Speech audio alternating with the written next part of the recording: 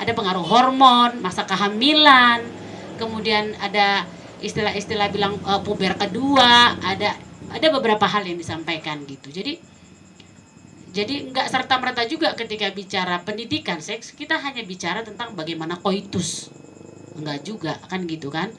Jadi menurut saya di situ sebenarnya kenapa ada stereotip seks itu tabu, karena kita sempit memang mengartikan kata-kata seks itu. Kita mengartikan seks itu hanya sekedar gesek-gesek aja gitu. Tapi kalau kita mengartikan seks itu dalam arti luas, seksualitas itu tadi, berarti kan kita cerita kebudayaan juga sebenarnya. Kan di situ. Jadi kalau itu yang membuatnya kenapa tidak ada kesan-kesan gitu menurut saya gitu. Nah kemudian yang berikutnya ketika kita misalnya bicara tadi aktivitas-aktivitas seks dalam artian fisik itu tadi, saya pernah baca artikel, nggak tahu teman pernah baca apa enggak, saya pernah baca artikel kesehatan bahwa katanya bayi di dalam kandungan pun masturbasi juga. Itu terbukti dari gerakan mereka menghisap jempol katanya. Saya nggak tahu karena saya nggak ingat gimana saya tuh bayi, nggak ingatan, nggak ada memori kan gitu. Tapi yang tahu itu kan mungkin peneliti-peneliti kesehatan. Itu yang pertama. Yang kedua, saya juga pernah baca artikel dan saya yakin yang ini teman-teman pasti banyak baca. Jepang itu paling banyak menghasilkan alat-alat pemuas seks, banyak toys apa gitu, bahkan sampai film, buku, novel, situs atau apa. Tapi justru Jepang itu negara yang paling rendah kekerasan seksualnya. Artinya maksudnya berarti kan ada dua sisi yang berbeda ya kalau kita cerita itu tadi seks dan seksualitas itu tadi. Artinya mungkin saya mempersingkatnya aja untuk pendidikan seks itu tadi. Saya juga kalau sekarang karena kita lagi tren-trennya bicara itu heboh langsung aja diberlakukan, saya nggak setuju juga. Karena seperti tadi teman-teman bilang, berbeda usia, berbeda kurikulum, berbeda pendekatan. Yang pasti pendidikan dari rumah, orang tua itu yang perlu diedukasi yang pertama sekali menurut saya. Baru kita masuk ke sekolah, karena budaya kita itu kita tidak secepat bagaimana negara-negara, saya nggak bilang negara maju, negara-negara Eropa Barat itu ketika mereka melakukan pendidikan seks di sekolah, seperti abang itu bilang tadi, berakhir dengan praktek reproduksi. Mereka secara budaya, secara psikologis sosial mereka siap gitu. Tapi bukan berarti itu juga nggak butuh pengorbanan. Nah artinya kita siap nggak menghadapi itu. Kalau kita siap menghadapi itu ya ayo gitu. Tapi kalau kita belum siap, ya kita harus benar-benar membekali diri kita, membekali keluarga kita dengan pendidikan yang benar itu tadi. Dan mungkin juga mengenai media, sedikit banyak saya walaupun di mahasiswa itu ikut dengan gerakan-gerakan mahasiswa terbuka secara pemikiran. Kami dulu itu punya moto yang namanya berjiwa kritis, berpikir merdeka. Tapi untuk hal-hal seperti itu memang kawan-kawan boleh sebut saya konservatif atau kolot gitu.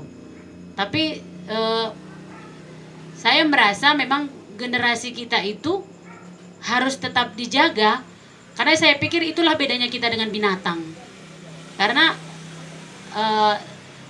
dalam semua agama saya pernah baca yang karena itulah kita butuh agama, dan kita memang yang membedakan kita mengendalikan nafsu kita itu, sebabnya itu kita diberikan akal budi. Jadi itu yang membedakan kita. Jadi menurut saya bukan berarti ketika kita memiliki akal budi kita tidak bisa menyalurkan hasrat kita itu, tapi bagaimana caranya tanpa juga tanpa juga mengkebiri. Itu dia. Jadi hakikatnya kita sebagai manusia yang punya nafsu itu, tapi disalurkan dengan itu tadi, cara yang benar tadi. Begitulah menurut saya cara kita menjaga generasi kita sekarang, supaya generasi kita juga kita nggak mengalami seperti generasi-generasi di negara-negara lain yang pada akhirnya penyesalan juga kan gitu. Mungkin itu yang harus kita pikirkan gitu. Mungkin itu dulu, karena saya beli bukunya baru saja tapi udah dibajak sama itu tadi, sama moderatornya.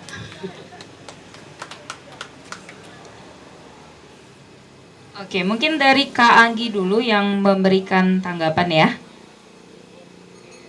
Baik ya, kalau dari aku mungkin sedikit sekilas tentang bagaimana sebenarnya kurikulum seks itu sendiri gitu. Sampai sekarang kan memang kita masih kalau bisa dibilang ya pendidikan seks ini kan masih sesuatu yang mengawang-awang nih Bang ya. Kita tidak bisa langsung misalkan kalau matematika 1+1 2. Nah, kalau pendidikan seks ini kan dari mana kita mulai ini kan kadang juga bingung gitu kan kita. Nah, kalau menurut aku sih artinya memang kalau untuk sebuah kurikulum di sekolah itu memang butuh proses yang panjang juga gitu kan. Butuh suatu suatu pemahaman yang benar juga, mendudukkan yang bagaimana sebenarnya yang mau kita salurkan, yang mau kita informasikan kepada anak generasi ke depan gitu kan. Nah, kalau sederhananya sih bagi aku pendidikan seks itu bagaimana seseorang itu mengenal anatomi tubuhnya dulu gitu. Jadi kalau dia perempuan dia kenal vaginanya, dia kenal detail-detail vaginanya, fungsinya apa gitu kan. Yang ini klitoris misalnya apa gitu kan. Terus dia kenal rahimnya. Dia kenal segala-galanya tentang dirinya gitu. Dia kenal bagaimana misalkan dampak dia kalau misalkan dia berpenetrasi dengan lawan jenis gitu kan. Nah, si laki-laki juga harus memahami anatomi tubuhnya gitu. Mungkin itu yang awal pendidikan yang harus diketahui oleh kita gitu kan semua gitu. Nah, ketika dia artinya gini, tubuh ini kan milik kita, otonomnya diri kita gitu. Nah, ketika kita tahu gitu kan, aku perempuan, genitalku adalah vagina gitu kan. Nah, aku laki-laki, genitalku adalah penis misalkan. Nah, belum lagi misalkan dia harus memahami tentang seks, terus identitas gender dia. Dia mau disebut apa? Belum lagi kita ke yang begitu ya, Bang. Apakah aku perempuan tapi aku tidak mau diakui sebagai perempuan karena aku memiliki orientasi seks yang berbeda. Seks yang menyukai yang sesama jenis misalkan. Belum lagi kita bicara yang itu gitu. Jadi titik awal sebenarnya apa pendidikan seks itu bagiku sederhana adalah memahami anatomi tubuhnya dulu, anatomi genitalnya dulu. Dia paham, dia mengerti dan dia memahami kenikmatan apa yang bisa terjadi dari anatominya ini. Pendidikan seks kan seperti itu ya. Jadi ketika kita itu memahami tubuh kita sendiri dulu gitu, baru kita juga memahami resiko apa yang bisa terjadi misalkan kalau aku berhubungan tanpa pengaman. Nah, ini kan sebuah pendidikan yang mungkin masuk ke tahapan berikutnya gitu. Jadi memang kalau pendidikan seks ini kan harus butuh proses panjang lah kalau memang harus menjadikannya sebagai kurikulum di sekolah karena ya itu tadi tidak gampang untuk membicarakan seks secara gamblang, secara vulgar. Apalagi di masyarakat kita yang memang kata Esther tabu ini gitu membicarakan hal-hal yang begini. Nah, itu bagiku sederhana sebenarnya sampai misalkan ketika dia menikah apakah silaturahim tadi ya kata Abang ya antara penis dan vagina itu adalah satu-satunya hal yang mengutuhkan rumah tangga ini. Ini kan perlu diperdebatkan lagi gitu. Nah, kalau misalkan secara seks mereka oke.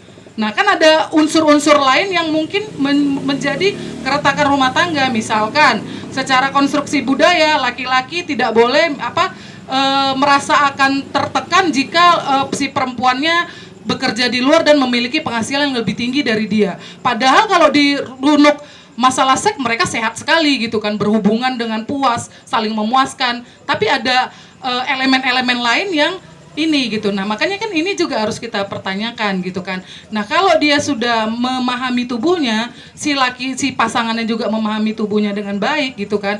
Dia memahami bagaimana harus saling menghargai masing-masing tubuh dan anatomi genital dan segalanya gitu kan.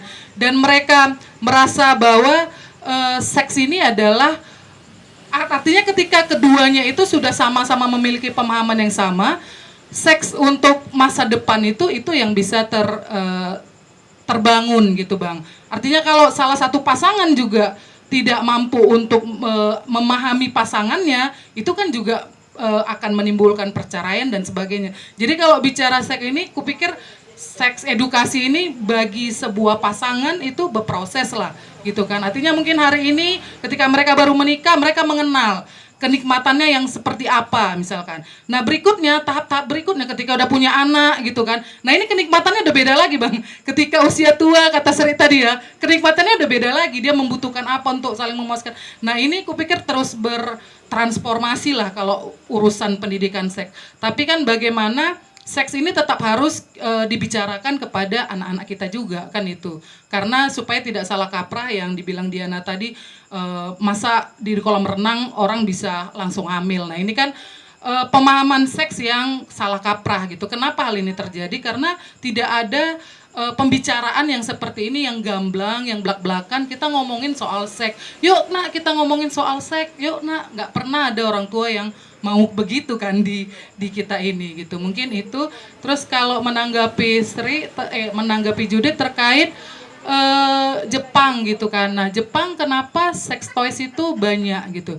Sex toys itu di Jepang bahkan kalau kita di sini di minimarket itu seperti dijual di depan kasir gitu. Jadi kebetulan pernah kesempatan ke sana gitu kan. Aku nggak tahu itu sex toys. Jadi aku pegang, dia bentuknya macam-macam. Ada bentuk macam-macam ya luarnya gitu. Ada bentuk kayak apa ya, buah-buahan gitu.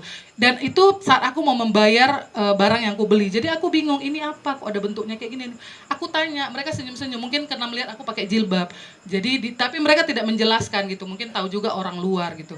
Nah, perkaranya kan kenapa Jepang itu sangat luar biasa, dijual bebas, bahkan kalau kita di sini bisa menemukannya di tempat depan, tempat jual-jual coklat itu dijual di situ sex toys itu. Aku pikir karena seks itu bagi negaranya menjadi kebijakan tertentu bahwa tidak boleh banyak anak. Nah itu yang mengakibatkan masyarakatnya itu ya akhirnya melakukan masturbasi dan onani, jadi memerlukan sex toys. Jadi sex toys itu dijual dengan gampangnya, mau di minimarket dekat-dekat juga udah ada. Mungkin itu. Nah, balik lagi kalau ke negara kita apa